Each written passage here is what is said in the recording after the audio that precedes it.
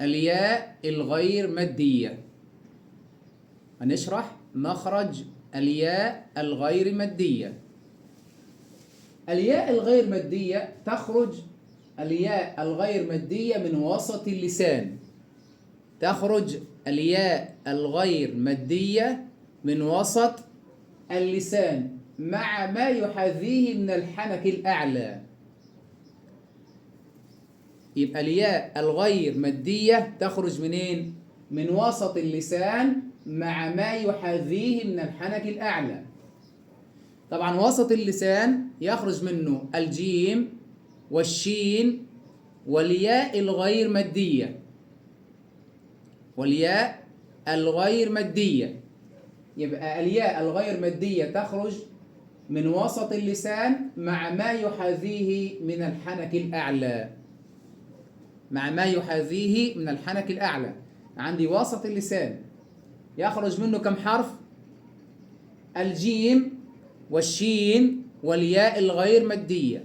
شرحنا الجيم والشين، وإن شاء الله تعالى في الفيديو ده هنشرح الياء الغير مادية تخرج من وسط اللسان مع ما يحاذيه من الحنك الأعلى. ناخد تدريب يلا. عليهم، عليهم، عليهم. سيئا، سيئا.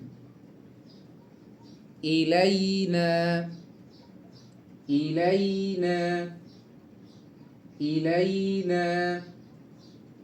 عليهم، عليهم.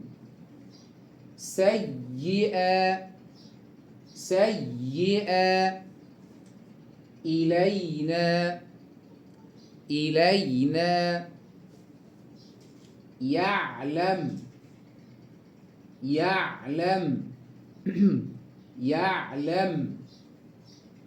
ربانيون، ربانيون، ربانيون. يؤمنون، يؤمنون، يؤمنون.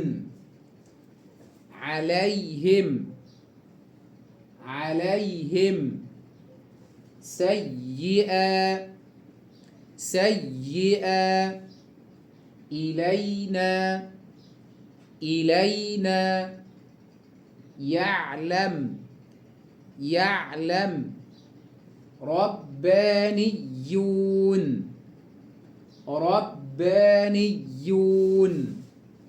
يؤمنون، يؤمنون. بيت، بيت، بيت. خير، خير، خير. يعلمون، يعلمون، يعلمون. لا يستحيي، لا يستحيي، لا يستحيي. يبقى الياء الغير مادية بتخرج منين؟ من وسط اللسان مع ما يحاذيه من الحنك الأعلى. شكرا لكم، والسلام عليكم ورحمة الله وبركاته.